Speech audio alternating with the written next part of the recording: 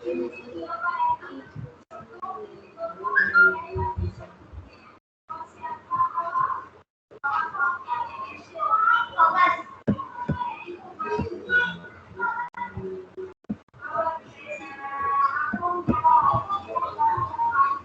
जी बताओ अब इनैंशियोमर डायस्टेरियोमर क्या होता है? इनैंशियोमर बताओ पहले।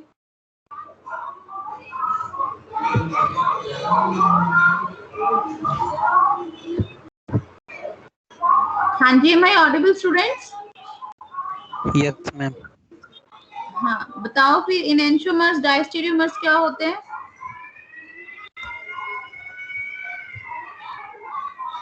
मैम इनैंशियोमर होता है non super imposable mirror image. हाँ जी, नॉन सुपर इम्पॉसिबल। कोई और बताओ? डायस्टेरियोमर कोई और बताओ? Optically active ma'am. हाँ जी, optically active ma'am, optically active. optically active, that is okay. On enantiomers and diastereomers both are optical isomers. Okay. Okay ma'am.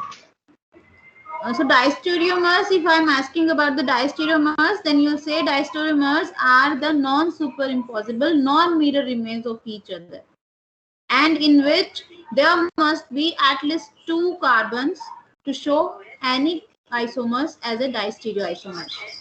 सुना ना बेटा, आप ना तब तक गेम खेलो जिसमें आवाज ना आए, ठीक है? सुनाया टेंपल रन खेलो ना, ये लो। अच्छा लूडो खेलो फिर। अच्छा लो टेंपल रन 2 खेलो प्लीज।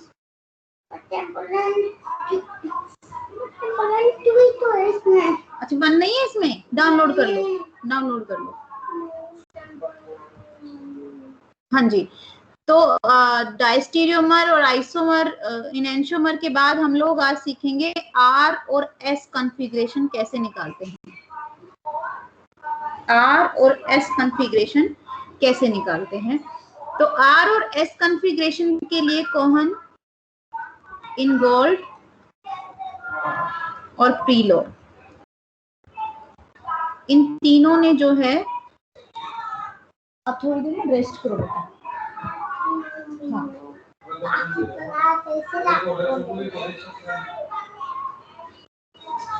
इन तीनों ने मिलके जो है रूल दिया था कि किसी भी कंपाउंड के अंदर, चाहे वो फ्लाइंग वेज हो या फिशर हो, किस तरह से जो है हम देख सकते हैं कि वो बैंडेड नहीं लगती बेटा। क्यों नहीं लगा ना, क्यों नहीं लगती? शायद दो क्लास के बाद प्लीज प्लीज। तो देखो बच्चों को डिस्टरबेंस हो रही है बेटा। हाँ तो जाके बोल दो ना, डैडा मुझे बैंडेड लगा दो। सुना बाहर जाके प्लीज। तो कैसे जाऊं मैं? ये पैर तो पता नहीं है क्या तो। डैडा मुझे बैंडेड लगा दो। डैड बैंडेड लगा दो। बैंडेड नहीं है तेरे पास, देखा होगा। आसान से तो कितना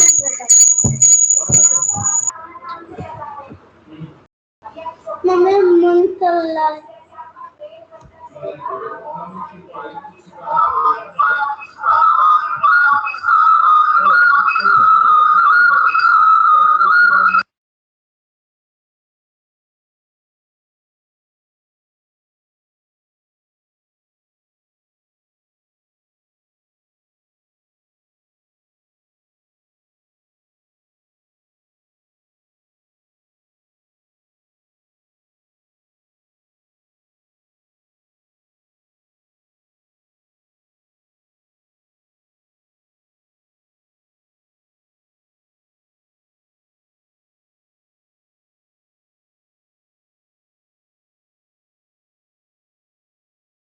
तो इसको हम जो है CIP रूल भी बोलते हैं।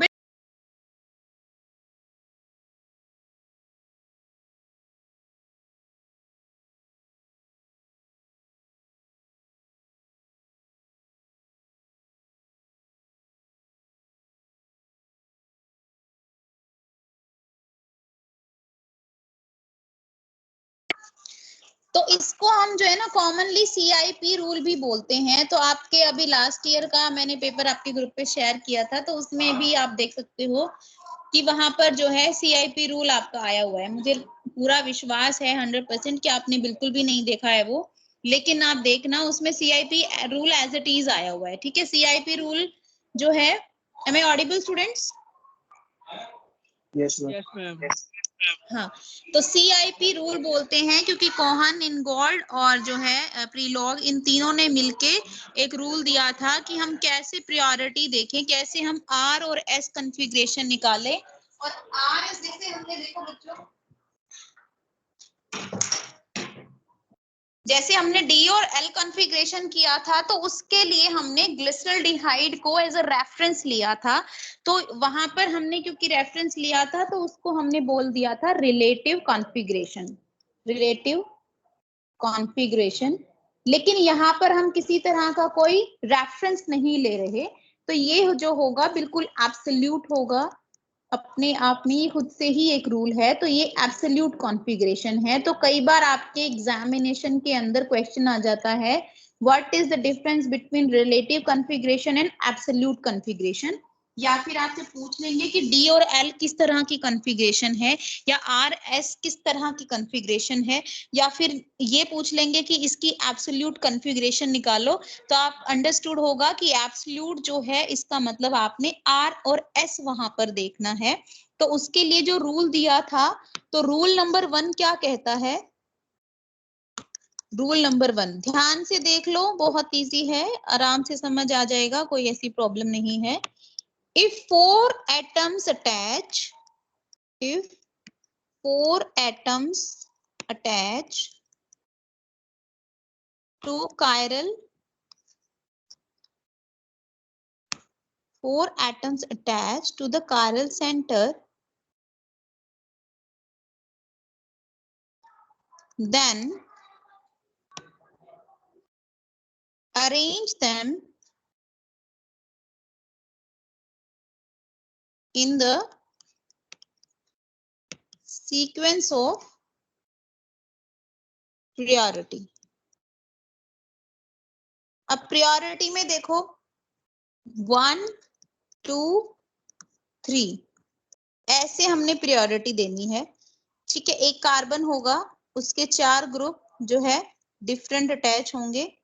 ये कंडीशन है कि एक कार्बन और उसके 4 ग्रुप डिफरेंट होना चाहिए, यानी कि कायरल कार्बन होगा तभी R और S पॉसिबल होगा। दूसरा है कि चारों ग्रुप अगर अटैच हैं, चारों एटम्स अगर अटैच हैं, तो वहां पर उनको सीक्वेंस में अरेंज करना है हमने 1 2 3 4 1 2 3 4 उनको पहले सीक्वेंस में अरेंज करना है। फिर उनकी क्या करनी है, हमने रोटेशन देखनी है, 1 2 3 ऐसे है या 1 2 3 ऐसे है। मींस मान लो ऐसे आपका लिखा हुआ है 1 3 2, मान लो इस तरह से आपका लिखा हुआ है, नीचे वाला देखना 1 3 2 इस तरह से आपका लिखा। स्क्रीन इज विजिबल और नॉट?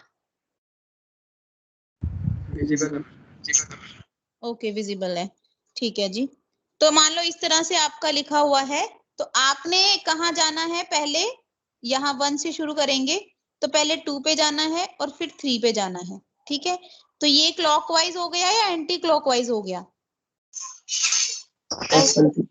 एंटी क्लॉकवाइज हो गया है ना। तो ऐसे नहीं देखना कि 1 है यहाँ पर और 3 है यहाँ पर, तो सीधे यहाँ पर चले जाओ, 1 से 2 पे जाएंगे, 2 से 3 पे जाएंगे, और फिर वो सर्कल देखेंगे। जैसे यहाँ पे मैं अगर सर्कल देखूं, तो ये है मेरा क्लॉकवाइज, घड़ी जिस डायरेक्शन में चलती है हमारी clock, and this direction is anti clockwise, anti clockwise. तो यहाँ पर जो है R और S हमने इसको नाम दिए हैं। R मतलब रेक्टस से आया है R, जिसका मतलब है क्लॉकवाइज डायरेक्शन, और ये आया है सिनिस्टर से, जिसका मतलब है एंटी क्लॉकवाइज डायरेक्शन। तो यहाँ पर rectus is for clockwise direction and sinister for anti clockwise direction, लेकिन शॉर्ट फॉर्म में हम उनको R और S बोल देते हैं। ठीक है, तो रूल फर्स्ट क्या है, if 4 atoms are attached to the chiral center, देन priority depends on atomic number। ठीक है, मतलब सेकेंड रूल क्या कहता है, हायर एटॉमिक नंबर, ये रूल जो है आपको ना, मैं तो ऐसे बिल्कुल इजी करके बता रही हूँ ताकि आपको समझ आ जाए अपनी लैंग्वेज में, लेकिन ये रूल क्योंकि एज इट इज आ जाता है तो आपको नोट्स में देख के पढ़ना है। नोट्स में आपको आज शेयर कर दूंगी इसका आरएस का। तो हायर एटॉमिक नंबर और you can say atomic weight, क्योंकि आइसोटोप्स भी आ जाते हैं कई बार। तो हायर एटॉमिक नंबर और the atomic weight will be at higher priority, will be at higher priority. For example, अगर मेरा ऑक्सीजन है और नाइट्रोजन है तो नाइट्रोजन का एटॉमिक नंबर 7 है, ऑक्सीजन का एटॉमिक नंबर 8 है, तो मेरी पहली प्रायोरिटी जो है ऑक्सीजन को जाएगी और सेकंड प्रायोरिटी जो है नाइट्रोजन को जाएगी। तो इसीलिए जिसका एटॉमिक नंबर ज्यादा उसको ही हम क्या करेंगे, प्रायोरिटी ज्यादा देंगे। जैसे फॉर एग्जाम्पल अगर मैं ले लूं CH3H BrCl, यहाँ पे दूसरे वाले में अगर ले लूं मैं Cl D CH3 और H, तो सबसे पहले बच्चों जो देखना है पहला रूल कि हमारा जो कार्बन है that should B chiral. Chiral means that 4 different group should be attached in the carbon. तो यहाँ पर हमने सबसे पहली चीज देखनी है कायरलिटी। एक कार्बन पे 4 डिफरेंट एटम होने चाहिए, डिफरेंट ग्रुप होने चाहिए। तो पहले वाला ये है 1, ये है 2, तो पहले वाले में चेक करते हैं क्या ये कायरल है, बताओ मुझे।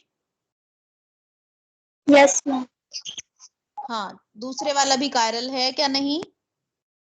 Yes ma'am chiral. हाँ, तो एक मेरे पास कंपाउंड है ये, एक मेरे पास कंपाउंड है ये। अब इसमें हम देखते हैं कि किसको हम प्रायोरिटी दें, ठीक है। तो अगर पहले वाले कंपाउंड की मैं बात करूं तो सबसे पहला प्रायोरिटी किसको जाएगा, ब्रोमीन को, क्योंकि ब्रोमीन का एटॉमिक नंबर सबसे ज्यादा होता है। उसके बाद मैंने मॉलिक्यूल के अंदर देखा कि क्लोरीन आता है और क्लोरीन का बाकी सब में ज्यादा एटॉमिक नंबर है। फिर मेरा बचा हाइड्रोजन, फिर मेरा बचा कार्बन। तो कार्बन को थर्ड प्रायोरिटी क्योंकि एटॉमिक नंबर 6 है, और हाइड्रोजन को फोर्थ प्रायोरिटी क्योंकि एटॉमिक नंबर मेरा 1 है। तो ऐसे जो है हमने प्रायोरिटी असाइन कर दी, ठीक है। प्रायोरिटी असाइन करने के बाद हमने देखना है कि जो फोर्थ ग्रुप का एटम होगा दैट शुड, अगर फिशर प्रोजेक्शन ले रहे हैं तो दैट शुड बी, हमेशा जो फोर्थ प्रायोरिटी ग्रुप है should be below the plane, ठीक है। हमेशा बिलो द प्लेन होना चाहिए या फिर वर्टिकल लाइन में होना चाहिए, ठीक है। अगर फिशर हम प्रोजेक्शन कर रहे हैं तो या तो वर्टिकल लाइन में होना चाहिए या फिर जो है अब बिलो द प्लेन होना चाहिए। और इसके लिए हम जो है रोटेशन भी कर सकते हैं। अगर हमारा ग्रुप जैसे यहाँ पर फोर्थ पोजीशन ये हॉरिजॉन्टल पोजीशन पे है तो हम इसको घुमा भी सकते हैं। नहीं तो हम क्या करते हैं, ज्यादातर तो आपसे क्या होता है कि मॉलिक्यूल दे दिया जाता है, आरएस पूछा जाता है। तो अगर आप असाइन करते हो 1 2 3 4 आपने असाइन कर दिए, अब मुझे बताओ कि फर्स्ट वाले में एंटी क्लॉकवाइज होगा या क्लॉकवाइज होगा? Anti clockwise. हाँ, एंटी क्लॉकवाइज होगा 1 से 2, 2 से 3। तो एस होना चाहिए, लेकिन फोर्थ प्रायोरिटी हॉरिजॉन्टल लाइन पे है तो इसका हमारा हो जाएगा आर। सीधा हम लिख देते हैं क्योंकि रोटेशन करते हैं तो इवन नंबर ऑफ रोटेशन हम करते हैं और फिर उसमें आरएस देखते हैं। इवन का मतलब 2 4 6 इस तरह से मुझे देखना होगा। हम ऐसे नहीं कर सकते कि एक रोटेशन कर दी, मान लो ये हाइड्रोजन था, इसको हमें नीचे लेके आना है तो हमने इन दोनों को इंटरचेंज कर दिया, ऐसे हम नहीं कर सकते। अगर ये दोनों इंटरचेंज करे हैं तो हमें दूसरा और कुछ भी इंटरचेंज करना पड़ेगा, 2 हमें इंटरचेंज करने पड़ेंगे, तब हमारा जो है निकल के आएगा कि इसमें आर होगा या एस होगा। तो इवन नंबर ऑफ रोटेशंस करो अगर करते भी हो तो, नहीं तो अगर हॉरिजॉन्टल पोजीशन पे है तो सीधा उसकी आर है तो एस, ऐसे तो आर, ऐसे हम लोग कर देंगे। सेकंड हम देखते हैं कि फर्स्ट प्रायोरिटी मेरी जाएगी क्लोरीन को, सेकंड बताओ फटाफट से।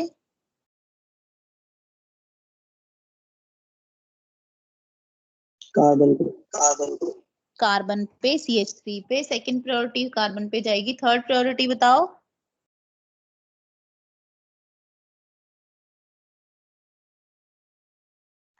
मैम हाँ जी, मैम जब ये फोर्थ नंबर वाला मैम हॉरिजॉन्टल में क्या करना है? फोर्थ नंबर वाला अगर हॉरिजॉन्टल लाइन पे है तो S का R हो जाता है, R का S हो जाता है। अब ये इंटरचेंज करके भी मैं दिखाऊंगी, इसकी एक बार बता दो बस।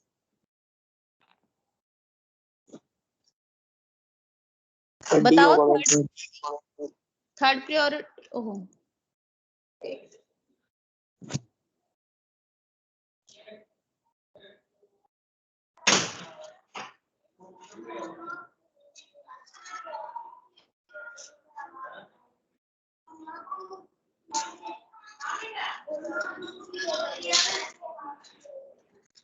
फोन और बुक का क्या रिलेशन है?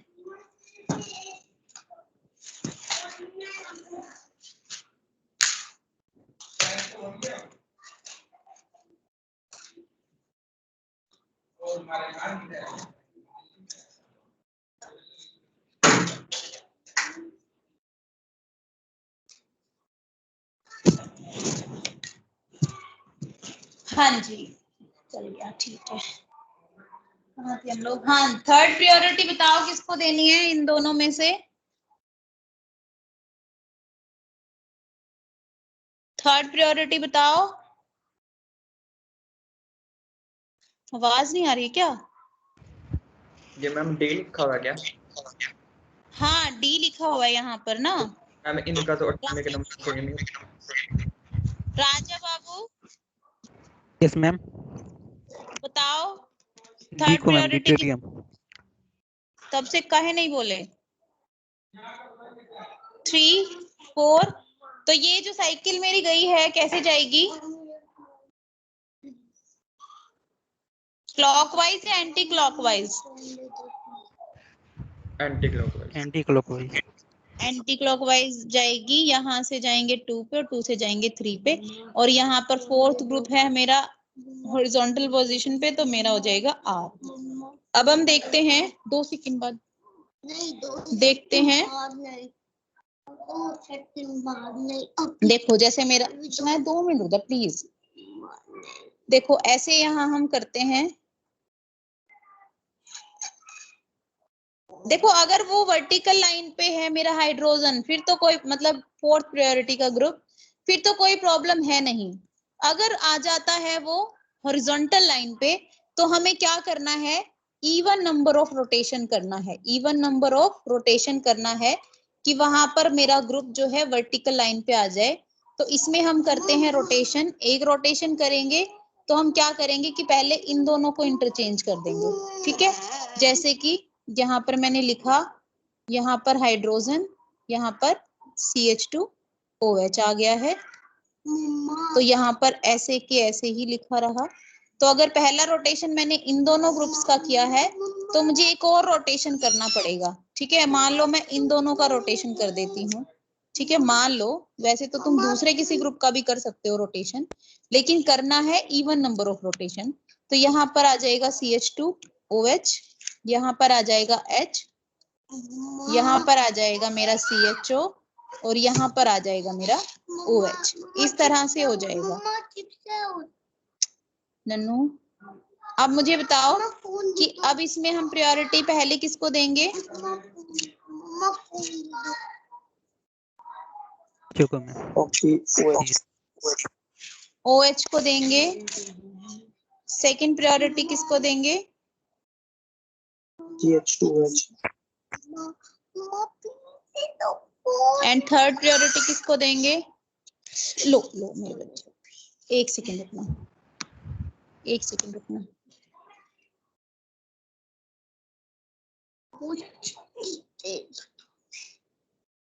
थर्ड देखो, सेकंड प्रायोरिटी जाएगी मेरी CHO को,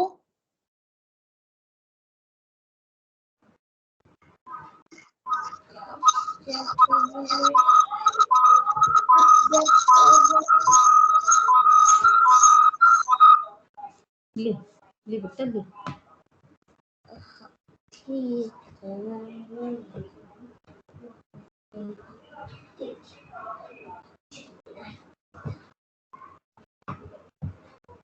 स्क्रीन विजिबल है बच्चों? मेरी आवाज है, सुन रही है आपको? Yes ma'am. हेलो, अच्छा चलो ठीक है। तो यहाँ पर देखो इसका फर्स्ट प्रायोरिटी है OH को, सेकंड प्रायोरिटी है CHO को, क्योंकि हमने जो देखना है, मान लो इस तरह से अगर मेरा ग्रुप, एक है मेरा इस तरह से ग्रुप, एक है मेरा इस तरह से ग्रुप, ठीक है, तो हम ये मानेंगे कि जैसे मान लो ट्रिपल बॉन्ड लगा लो, वैसे तो खैर 2 ही आएंगे, ट्रिपल लगा लो, तो हम ये मानेंगे कि ये 1 ऑक्सीजन, 2 ऑक्सीजन और 3 ऑक्सीजन इस तरह से अटैच है, ठीक है। यहाँ पर ये 1 ऑक्सीजन से अटैच है, ठीक है, इस तरह से मानेंगे। तो यानी कि एक, फिर हम क्या करेंगे, मान लो कुछ भी समझ नहीं आता है तो सबका एटॉमिक नंबर ऐड कर लो कि इस 3 का, यानी कि 8 3 जा 24 ज्यादा होगा या फिर 8 ज्यादा होगा, ठीक है। तो हमने डबल बॉन्ड को ऐसे मानना है कि वो, जैसे मान लो O डबल बॉन्ड O है तो एक O से इस तरह से वो अटैच है, तो हमने ये मानना है। तो मान लो मेरा जैसे कोई भी है, अभी ये मॉलिक्यूल था, यहाँ पर देखो एक है C, यहाँ पर भी, यहाँ पर गए तो कार्बन, यहाँ पर गए तो कार्बन। तो अगर मेरा फर्स्ट दोनों जगह कार्बन कार्बन यानी कि एटॉमिक नंबर कार्बन का सेम है, तो अब प्रायोरिटी हम किसको देंगे, इससे नेक्स्ट कार्बन पे चलेंगे। यहाँ तो हाइड्रोजन है, यहाँ पे तो फोर्थ हम पहले लिख देते हैं। यहाँ पर कार्बन पे इस तरह से मेरा अटैच है CHO, यहाँ पर मेरा कार्बन से इस तरह से अटैच है OH H, ठीक है। हमने इस तरह से, यहाँ पे इस तरह से अटैच है और यहाँ पर इस तरह से अटैच है। तो यहाँ पर हम देखें तो कार्बन 1 ऑक्सीजन, 2 ऑक्सीजन और 1 हाइड्रोजन, और इधर हम जाएं तो 3 हाइड्रोजन और 1 ऑक्सीजन, और डायरेक्टली हम देखेंगे तो 1 ऑक्सीजन और 2 हाइड्रोजन से अटैच है। तो अब यहाँ पर देखो 2 ऑक्सीजन का एटॉमिक नंबर ज्यादा होगा या 1 ऑक्सीजन का? 2 का ज्यादा होगा, तो इसलिए CHO को हम, हाँ 2 का ज्यादा होगा, तो प्रायोरिटी जो देंगे हम CHO को देंगे, जबकि CH2OH को नहीं देंगे, चाहे ये दिखने में बड़ा लग रहा हो, ठीक है। लेकिन हमने देखना है कि अगर पहला कार्बन, पहला एटम सेम है तो दूसरे नंबर पे जाओ कि दूसरे नंबर पे उससे डायरेक्टली अटैच क्या क्या है, ठीक है। ये OH H इसको कंसिडर नहीं करेंगे क्योंकि ये डायरेक्टली अटैच नहीं है, इसके और इसके बीच में ऑक्सीजन आ गया है। तो पहला अगर सेम है तो दूसरे पे जाएंगे कि दूसरा डायरेक्टली अटैच कौन सा है, और फिर उसमें हम क्या देखेंगे कि किसका नंबर, एटॉमिक नंबर जो है ज्यादा है, और जिसका एटॉमिक नंबर ज्यादा होगा फिर उसको हम प्रायोरिटी दे देंगे। तो यहाँ पर मेरे पास CHO की जो हो जाएगी वो सेकंड प्रायोरिटी हो जाएगी, और जो CH2OH की हो जाएगी वो थर्ड प्रायोरिटी हो जाएगी। तो अब इसकी डायरेक्शन बताओ मेरी क्या होगी, क्लॉकवाइज या एंटी क्लॉकवाइज? क्लॉकवाइज।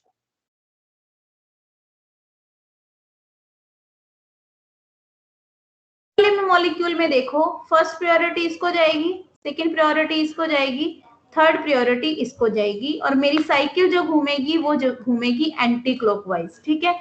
तो जो गोल्ड ने डायरेक्टली बोल दिया था कि अगर हम इस तरह से प्रायोरिटी देते हैं तो वर्टिकल लाइन में फोर्थ ग्रुप है, नो इशू, लेकिन अगर मेरा जो फोर्थ ग्रुप है वो हॉरिजॉन्टल लाइन पे आ जाए या प्लेन आ जाए, तो हम क्या करें, उसको सीधा उसकी कॉन्फ़िगरेशन का ऑल्टर कर दें, ठीक है। देखो यहाँ पर हम अगर फोर्थ ग्रुप को यहीं रखेंगे और फिर इसकी कॉन्फ़िगरेशन निकालेंगे तो क्या आएगी, अभी भी निकाली थी, एंटी क्लॉकवाइज घूम रहा है ना? Yes ma'am. हाँ, तो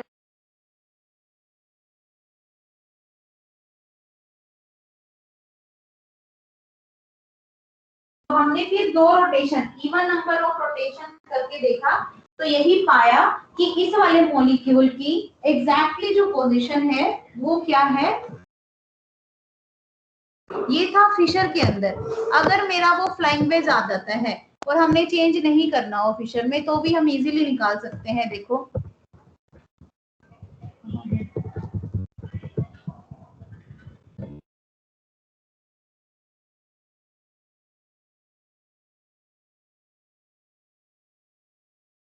ये वाला क्या शो करेगा, अबाउट द प्लेन या below the plane? above the plane. About the plane, और ये जो है बिलो द प्लेन। तो मान लो इस तरह से मेरा मॉलिक्यूल है, ये मेरा कोई भी मॉलिक्यूल मेरे को वेज कन्फिग्रेशन के अंदर दे रखा है, प्रोजेक्शन के अंदर दे रखा है। तो फिर मेरे से वो पूछ रहा है कि इसमें R और S बताओ। तो इसमें भी हम पहला तो मेरा रूल जो है वो बिल्कुल सेम रहेगा कि हम उसमें 1 2 3 4 असाइन करेंगे। जैसे इसको जो 1 है वो किसको जाएगा बताओ तुम लोग?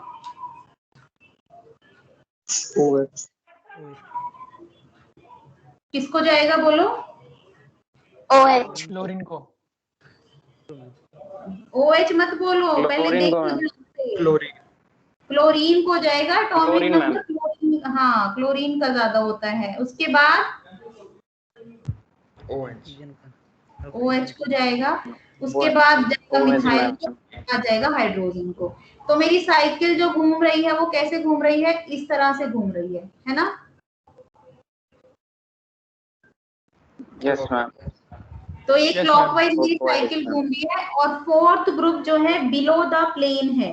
तो फोर्थ ग्रुप अगर बिलो द प्लेन हो और मेरी साइकिल क्लॉकवाइज घूम रही हो तो मेरी जो कॉन्फ़िगरेशन आएगी दैट इज R। ठीक है। तो वेज के अंदर भी अगर आपको देखना, और ऐसा ही फिर वहां होगा कि अगर ये अबाउट द प्लेन है तो हम रोटेशन करेंगे, रोटेशन करके इसको बिलो द प्लेन लेके आएंगे। फॉर एग्जाम्पल अगर यहाँ पे ये इस तरह से होता, यहाँ पर OH होता और यहाँ पर H होता, तो हम क्या करते? फिर किसी भी तरह से इस OH को यहाँ पर लेके आते और फिर इसकी कॉन्फ़िगरेशन निकालते। ठीक है।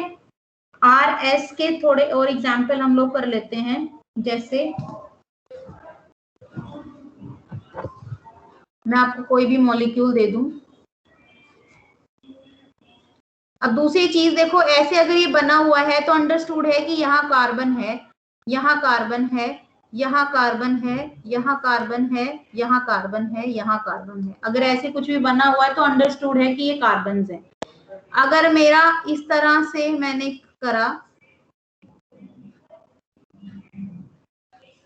इस तरह से मान लो सिर्फ मैंने बनाया है, या फिर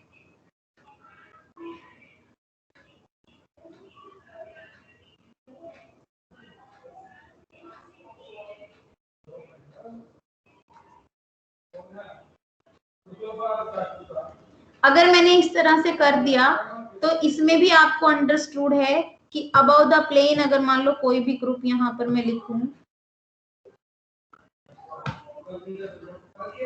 अगर इस तरह से मैंने लिखा है तो अंडरस्टूड है आपको कि यहाँ पर अगर अबव द प्लेन मेरा दिया हुआ है और बिलो द प्लेन कुछ भी नहीं दिया हुआ है तो इसके बिलो द प्लेन में हाइड्रोजन होगा। ये अंडरस्टूड है। वो जरूरी नहीं है, कई बार वो नहीं भी देता है। तो अगर वो नहीं भी देता है तो आप खुद से ही बिलो द प्लेन हाइड्रोजन मान के चलेंगे। यहाँ पर भी देखो अबव द प्लेन क्लोरीन है तो अंडरस्टूड है कि बिलो द प्लेन हमारा हाइड्रोजन है। अगर यहाँ पर जैसे अबव द प्लेन OH दिया हुआ है तो अंडरस्टूड है कि बिलो द प्लेन मेरा हाइड्रोजन है। ऐसे ही अगर below the plane above the plane मेरा ब्रोमीन दिया हुआ है तो इसका मतलब अबव द प्लेन मेरा हाइड्रोजन है। ये अंडरस्टूड है। अगर एग्जामिनर नहीं देता है तो हमें खुद से ही समझना होगा। और अब इसकी RS निकालेंगे सब कुछ लिखने के बाद। तो यहाँ कार्बन है, ये भी कार्बन है। तो हम पहले तो देख लेते हैं कि क्या ये कायरल है या नहीं। पहले वाला ये पहला है, ये दूसरा है, ये तीसरा है और ये फोर्थ वन है। तो इसमें मुझे बताओ पहले वाला कायरल है या नहीं?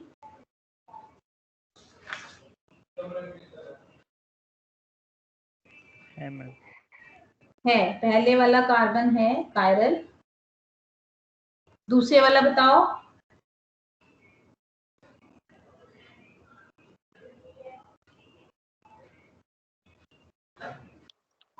नहीं है मैम। दूसरे वाला नहीं है। तीसरे वाला बताओ। दूसरे वाला क्यों नहीं है वैसे? हम क्योंकि मैम दोनों साइड कार्बन अटैच नहीं मैम। देखो हमने ये वाला दूसरा वाला है, सेकंड वाला देखेंगे। ठीक है, सेकंड वाले के यहाँ पर हमने देखना है कि इस साइड क्या है और इस साइड क्या है, ऐसे देखेंगे। तो अगर हमें दोनों सेम मिलते हैं तो ही बोलेंगे कि ये कायरल नहीं है, और अगर वो डिफरेंट मिलते हैं तो हम बोलेंगे कि वो कायरल है। तो यहाँ पर हम गए तो हमें मिला, देखो CH CH3OH। ये वाला ग्रुप जो है लेफ्ट हैंड साइड में है, और राइट हैंड साइड में अगर हम देखें तो CHOH, उसके बाद CBr हाइड्रोजन और एक कार्बन, ये अटैच है। अब मुझे ये बताओ, ये वाला ग्रुप और ये वाला ग्रुप सेम थोड़ी ना है? सेम है क्या ये दोनों चीजें? No ma'am. No ma'am. Same नहीं है, तो इसका मतलब ये चारों अलग अलग ग्रुप से अटैच है, एक क्लोरीन से, एक हाइड्रोजन से, एक इससे और एक इससे, तो ये भी कायरल होगा। थर्ड वाला बताओ। है मैम। है, और फोर्थ वाला Yes, भी ma'am. है। हाँ, तो पहले वाले में Yes, ma'am. कॉन्फ़िगरेशन बताओ।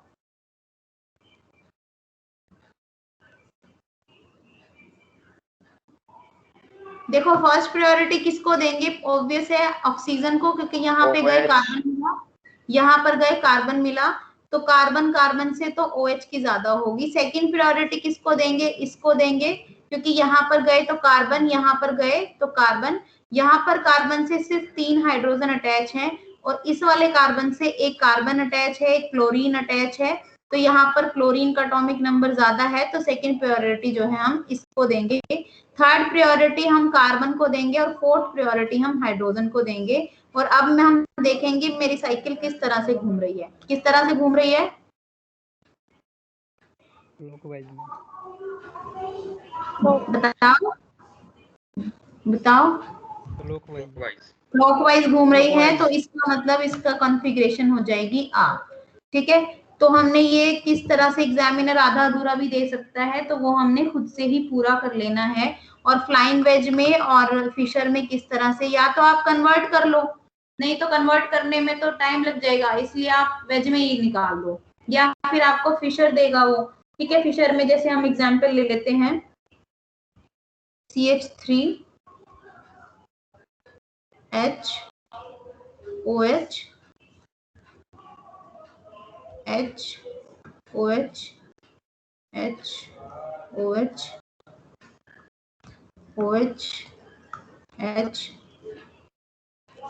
CH2OH। अब मुझे ये बताओ, ये इसमें से कौन कौन सा कार्बन कायरल है? 1 2 3 4 अगर मैं करूं, 4 कार्बन है मेरे पास। 1 2 3 4 में से कौन कौन सा कायरल कार्बन है मेरे पास? बताओ। तो है मैम। हाँ जी, फर्स्ट वाले तो है मैम कायरल। फर्स्ट वाला तो है मैम। फर्स्ट वाला तो है, आगे वाला सेकंड और थर्ड? सेकंड भी है सेकंड मैम। भी है मैम। सेकंड भी है। थर्ड वाला? थर्ड भी है मैम। थर्ड भी है मैम। थर्ड भी है। फोर्थ वाला? फोर्थ भी है मैम। फोर्थ भी है। तो अब ये तो पहली चीज तो हमने देख लिया कि चारों कार्बन जो है कायरल है। अब काम शुरू होता है R और S निकालना। तो पहले वाला कार्बन का हम देखेंगे कि RS कैसे निकालेंगे। यहाँ पर मेरा कायरल कार्बन प्रेजेंट है, तो यहीं से हम शुरुआत करते हैं। हमने देखा चारों दिशाओं में अलग अलग ग्रुप हैं। पहले वाले में प्रायोरिटी जाएगी ऑक्सीजन को, क्योंकि यहाँ गए तो कार्बन मिला, यहाँ गए तो कार्बन मिला, और यहाँ गए तो हाइड्रोजन मिला। तो पहली प्रायोरिटी तो मेरी OH को जाएगी। सेकेंड प्रायोरिटी किसको जाएगी बताओ? अप जाएगी या डाउन जाएगी? सेकंड प्रायोरिटी अप में जाएगी या डाउन में जाएगी बताओ? डाउन। डाउन में जाएगी। अप में जाएगी मैम। अप में जाएगी। अप में जाएगी। यस। देखो देख लेते हैं, कोई बात नहीं। देखो मान लो ये मेरा कार्बन था, इधर गए, इधर गए, इधर गया तो मिला मुझे कार्बन, इधर गए तो मिला मुझे कार्बन। भाई हाँ, इधर इधर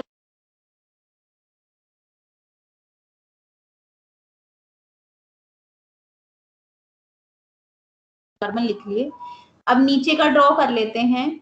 नीचे मिला एक OH और 2 H2, ये मुझे डाउन द ग्रुप मिला।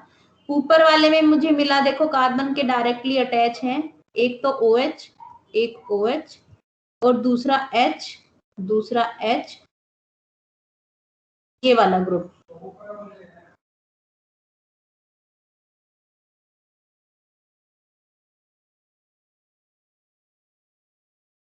ठीक है, यहाँ पे गए तो डायरेक्टली देखो ये वाला ग्रुप कार्बन भी अटैच है, तो ये वाला कार्बन पे गए थे, ये वाला कार्बन पे गए थे, फिर देखा कि इन दोनों कार्बन के आगे क्या क्या अटैच है। ठीक है, तो यहाँ पे गए तो एक कार्बन यहाँ पर था, एक कार्बन यहाँ पर था, इसको बना लिया, इस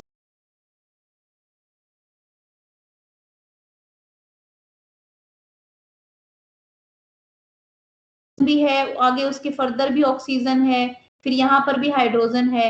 तो यहाँ पर मेरा आप बताओ मुझे कि आप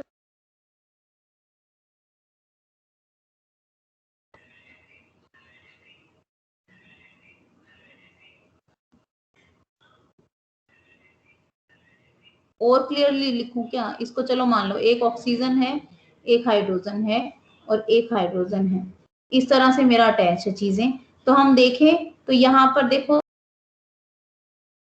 16 प्लस में 4 हाइड्रोजन है, तो टोटल मेरा 20 आया। इधर हम देखेंगे तो एक ऑक्सीजन है और 2 हाइड्रोजन है, तो 10 आया। तो 10 ज्यादा कि 20 ज्यादा? बोलो 20 ma'am, 20 ma'am. Students, am I audible? Yes ma'am. Yes ma'am. तो बोलते क्यों नहीं भाई, बोलो तो सही। मैम बोल रहे हैं मैम, आप नहीं बोल रहे हैं मैम, तो आप नहीं सुनते। Yes ma'am. हाँ, तो फिर प्रायोरिटी अप में जाएगी या डाउन में जाएगी? अप में जाएगी मैम। अब में जाएगी। अब मैं मैम आंसर के टाइम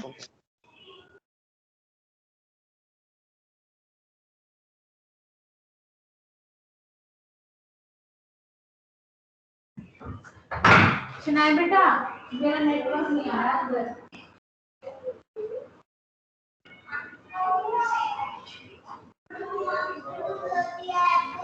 अब चलो R और S हमने कर लिया है, फटाक से हम कंफर्मेशंस भी कर लेते हैं। कंफर्मेशंस रह गई थी हमारी, तो कंफर्मेशंस में जैसे हम लेते हैं, सिंपल लेते हैं, हमारा इथेन ग्रुप लेते हैं, CH3 ठीक है, एक ग्रुप ये ले लेते हैं। तो इसकी मान लो मुझे कंफर्मेशन बनानी है, के अंदर हम देखेंगे कि किस तरह से, पहले हम न्यूमैन के देखते हैं, एक आधा और एग्जाम्पल देखेंगे कि कैसे हम सिंगल सिंगल बॉन्ड के थ्रू रोटेशन कर सकते हैं। तो हमने क्या बनाया, न्यूमैन प्रोजेक्शन बनाया, उसमें बहुत अच्छे से समझ आएगा। ये है फ्रंट कार्बन, मान लो इस तरह से मैंने बनाया, और ये है बैक कार्बन, ये मैंने बनाया। तो ये है एक कार्बन, ये है एक कार्बन, यहाँ hydrogen hydrogen hydrogen hydrogen hydrogen, इस तरह से बना लिया। अगर मैं ले लेती हूँ ब्यूटेन, फिर आप समझ आएगा। तो मान लो एक यहाँ पर है और एक कौन सी फॉर्म लो इसकी? Hello ma'am.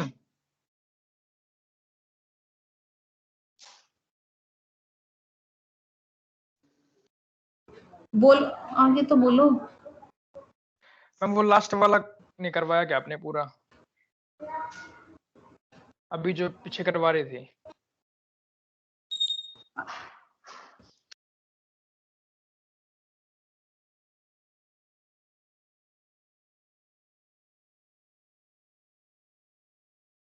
इनफाइनाइट कंफर्मेशंस होती हैं, वहां पर हम कितने भी एंगल पे रोटेट कर सकते हैं। तो जैसे ये मैंने लिया,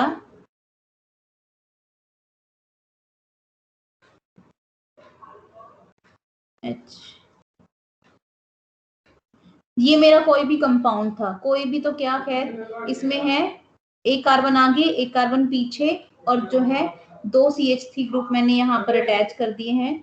तो अब जो है मैं इसकी कंफर्मेशंस बनाऊंगी कि कैसे हम जो है, कैसे आपने पढ़े थे ना कॉन्फिगरेशनल आइसोमर और कंफर्मेशनल आइसोमर। तो कंफर्मेशनल आइसोमर्स जो है हम किस तरह से बना सकते हैं वो हम पढ़ेंगे, और फिर एनर्जी भी पढ़ेंगे इनकी। तो यहाँ पर जो है आपके जो एग्जाम में आता है ज्यादातर वो ब्यूटेन का आता है कि ब्यूटेन के कंफर्मेशंस बनाओ।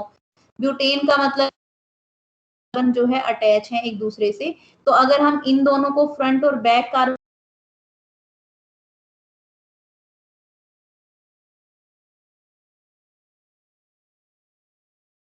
और फिर फर्दर उनके बॉन्ड आगे अटैच कर दो, या फिर साइक्लोहेक्सेन आपके जो आपके एग्जाम में आता है, तो इस जो फॉर्म होती है ये इक्लिप्स मैम फॉर्म आपकी होती आवाज है। कट रही बीच बीच में। मैम आपका नेटवर्क ठीक है, समझ में आ रहा है। अच्छा यस मैम, एक इको है मैम। बहुत ज्यादा। शुरुआत से कराना मैम ये टॉपिक। चलो ये वाला टॉपिक तो तुम भी कर सकते हो, इसमें तो कुछ नहीं करना, मैंने पहले इसमें आपने बस घुमाना है मॉलिक्यूल।